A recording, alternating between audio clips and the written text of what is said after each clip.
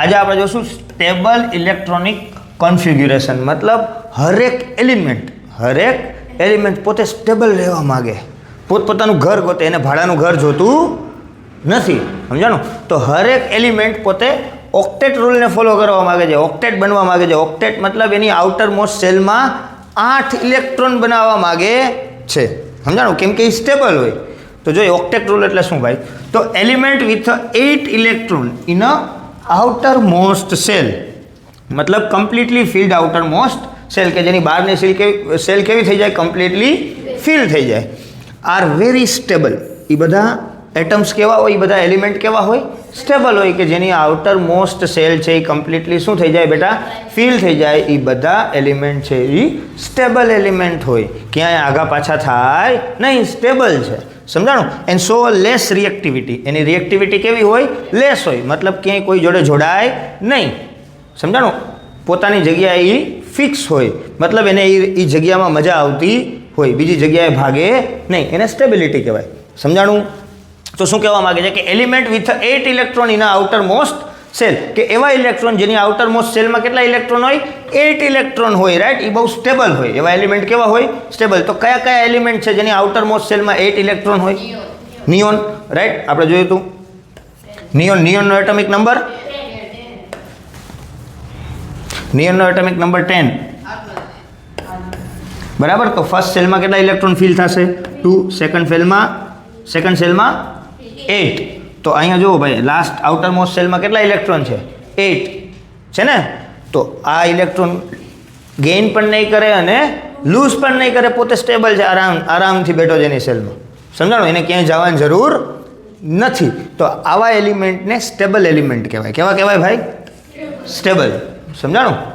એવી રીતે argon element number 18. તો ફર્સ્ટ સેલમાં 2, 8 અને 8 સ્ટેબલ છે, સમજાણું? તો જેટલા બી આ સ્ટેબલ હોય આવા બધા એલિમેન્ટને નોબલ ગેસ કહેવાય. કેવા ગેસ કહેવાય? નોબલ, જે સ્ટેબલ છે, સમજાણું? So this elements are called noble gas. Noble gas કોને કહેવાય બેટા?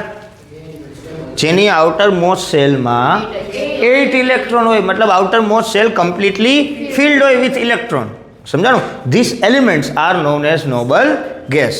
તો એવું જરૂરી નથી બચ્ચો કે આઉટર મોસ્ટ સેલમાં 8 ઇલેક્ટ્રોન હોય તો જ એને નોબલ ગેસ કહેવાય, પણ કમ્પ્લીટલી ફિલ્ડ હોય. અમુક એક્સેપ્શન છે, જેમ કે noble because they do not react and remain inactive. એ કોઈ જોડે રિએક્ટ કરતા નથી, સમજાણું?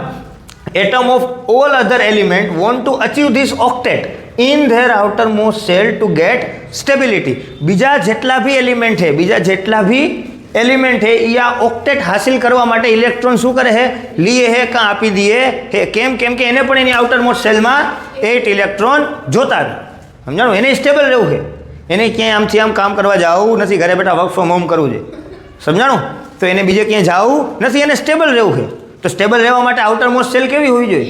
કમ્પ્લીટલી ફિલ્ડ હોવી જોઈએ. જો એની આઉટર મોસ્ટ સેલમાં 7 ઇલેક્ટ્રોન હોય તો એ શું કરશે?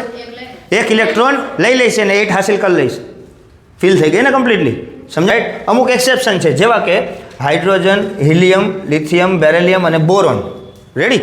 આ બધાનો એટોમિક નંબર જોવો. હાઇડ્રોજનનો એટોમિક નંબર 1 ભાઈ, તો એ ફર્સ્ટ સેલમાં જ આવશે 1 ઇલેક્ટ્રોન, રેડી?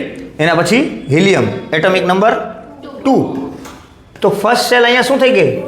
કમ્પ્લીટલી ફિલ થઈ ગઈ. તો એ ઓક્ટેટ રૂલ પ્રમાણે નહીં જાય કે એની સેલમાં 8 ઇલેક્ટ્રોન હોય તો એ સ્ટેબલ કહેવાય. આની સેલ આખી કેવી છે? Completely fill. તો આ પણ કેવું છે ભાઈ?